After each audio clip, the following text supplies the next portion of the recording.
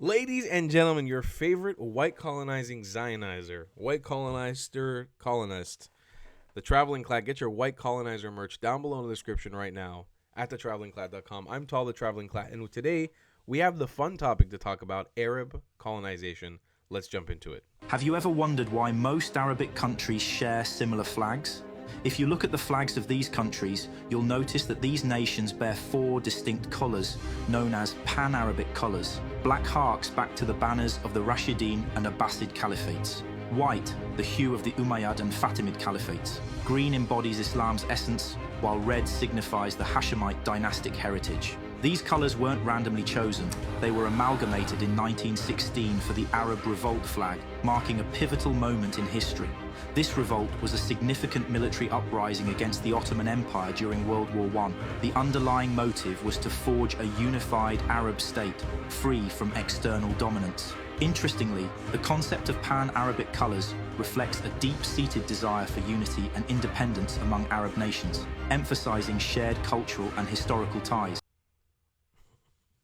The video had it good until like the end of the video. So I'm going to break it down in layman's terms for those of you guys who don't understand Arab history or Islamic history very well. And we actually have a great map here. Can you see the Arabian Peninsula right here?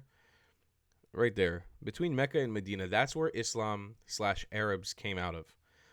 You know, I've dived deep into this whole world of Arab heritage. I've had a lot of conversations with a lot of people about it, including Saudi people about it. There's like this mainstream belief, okay, even though the history and the genetics are not well researched on this at all, that like southern Syria was Arab, and so was the southern Negev desert in Israel, that was Arab. And so like Arab is actually all these different places. But when you actually look into the history for more than 5 seconds, there's not a lot of information to back it up. And they'll even take people like the Nabateans and be like, well, those are Arabs too. But in reality, they predate Arabs or Arab tribes, and especially like the polytheistic Bedouin tribes who were not Arab. They had their own unique language that they say is related to Arabic, but they were not Arabs. They were their own groups. Now, they say that these groups had formed to become Arabs, but the reality is that the true Arabs, especially with the Islamic colonial ideology, came out of the Hijaz and the Khalij. These other Arab groups that may have been in southern Syria and Negev, these were not Arabs. These were groups of people that maybe had similarities to Arabs. Maybe they, at one point, evolved from each other, but they were apart for hundreds of years. And then when Arabs colonized the rest of the Middle East, some of them formed by choice, some of them formed by force, but they weren't all Arab. So this idea that the entire Middle East was somehow Arab, or at least even the entire Levant/Arabia was Arab, is also not 100% true. It's this one little section in the middle that truly was Arab. Now, what had happened is that they went on to colonize all this area, the Middle East and North Africa. Now, it's gone way beyond that now because Islam and Muslim, colonizers and conquests had traveled all the way far east in Asia to continue this pursuit. But this is at the time when the Muslims conquered and colonized, they took over this large swath of area. What I don't like in this video is what he's talking about here. Was to forge a unified Arab state. That unified Arab state was not looking out for any of the other people that existed in this region before. It wasn't looking out for the Jews or for the Coptic or for the Assyrians or for the Kurds. And I know I say this in every video, and for the Arabs watching, it's very inconvenient because you're always talking about the same thing, Tall. But you know what? Fuck you. Your ancestors, and I'm not saying it's your fault, but you have a duty to be better. Your ancestors colonized and destroyed societies recently, and are currently still doing it to people like Mandeans, and to Assyrians, and to Kurds, and to Coptic people, and to Amazigh people. You're still doing that colonization today in 2025. Everyone in this region is suffering under your culture, under your colonial power. So you have a duty to be better, to help us rise up against it, because we don't believe in it anymore, and we want to gravitate back to our values, back to our people. Mizrahi Jews and the Jews in the Middle East want to be Jews in the Middle East. And we don't feel like we have to live only in Israel. We love the fact that we live in Israel, but we feel like we should be able to live whatever the fuck we want. But your governments, your unification of pan-Arabism in this pan-Arab state was never looking out for us. It was only ever looking for the interests of Arab colonialism and Islamic conquest. And so when you see those colors, people always say, well, the flag of Israel doesn't represent It doesn't represent the Palestinians living in Israel. I was like, okay, one second. Let me look at the flag of Lebanon, Syria, Egypt, Iraq, Iran, Syria, Sudan, Palestine, Jordan.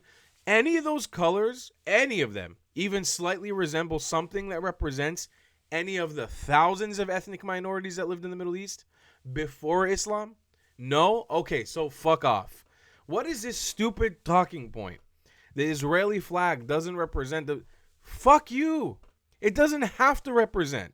It doesn't have to represent Islam. It doesn't have to represent Druze as much as we love them. It doesn't have to represent any other community other than the government and the people who are in charge, which, God bless, the Jews have one place they are in charge of. And you know what? In Israel, we let everyone's flag flies. You see the Druze flag flying on a regular basis. You even see the Rastafarian flag flying on a regular basis. The only flag we don't allow to fly, and I don't remember if it's even in a legal sense, the Palestinian flag, because that's of a rival nationality that consistently undermines our existence and tries to uproot us and kill us on a regular basis. On a regular basis. That's why that flag doesn't fly. Now, if you look at flags of the UAE, you look at flags of Palestine, of Jordan, what do those colors represent? A colonial force coming from Saudi Arabia and coming to destroy and to colonize and to conquest much of the civilized or much of the civilizations of the Middle East and North Africa. To us, that represents trauma and colonization and death and murder and rape and conquest. You can't have it both ways. I can respect your belief in Muhammad and in Islam and in your God, and I respect you, and I have respect for your religion and whatever the hell you want to pray and practice. But don't come at me and expect me to not see through your bullshit. You can't tell me that these colors represent, the colors represent green for health and white for life and for peace and black for death and something for the sort. No. This was created, if you look at those colors, it's because you want to honor your heritage of conquest and colonization. Tell me, motherfucker, microphone, what connection do any of these caliphates of Islam that came out of Mecca and Medina have to Palestine? Give me one connection other than colonization. What does it have to do with Palestine? What does it have to do with Jordan? Tell me. UAE makes sense. It was from there. That's the region. That makes sense. What does it have to do with Sudan, for Christ's sake? What does Sudan have to do with this caliphate other than colonization? That's your history. Don't impose it on my ass.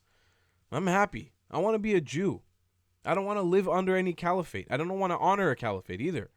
That's your history. When I'll come to your country and I visit your country, I'll sit there in silence and I'll respect it. I'll respect that you're a modern nation, that you have your nice buildings and you have your nice food, and I can respect the fact that your caliphate raped and murdered and pillaged a lot of my people, but I'm not going to sit there and be like, fuck you, that's terrible and I hate you. No, we're in a different day and age now. We can have peace with people who are former enemies of ours. That's why we made peace with Bahrain. That's why we made peace with the UAE. Hopefully, inshallah, we'll make peace with Saudi Arabia. But I don't want that to be imposed on me. I don't want that to be a part of my nation. I don't believe in that for me. And you have to swallow that pill, regardless if you want to or not. You got to kind of swallow that pill because it's not going anywhere. It's not changing. Ladies and gentlemen, I love you guys a long time. Do support the channel by buying White Colonizer merch right now at thetravelingclad.com. Support me and be a white colonizer yourself, and I'll see you in the next one. I love you guys a long time. Goodbye, Clads. If you believe in my content and want to support me, just know your help is needed. There's a bunch of great ways to support me, being PayPal, Buy Me a Coffee, or joining my Patreon community down below. Patreon is the best way to support my channel, and you'll get a bunch of cool perks depending on what tier you join. Another great way to support me is by buying my merchandise on thetravelingclat.com. I regularly drop new merch designs like this beautiful hat or this amazing shirt, where you can support the channel and get something cool for yourself. I also have an amazing Discord community with people from all over the world. Thank you so much for your support.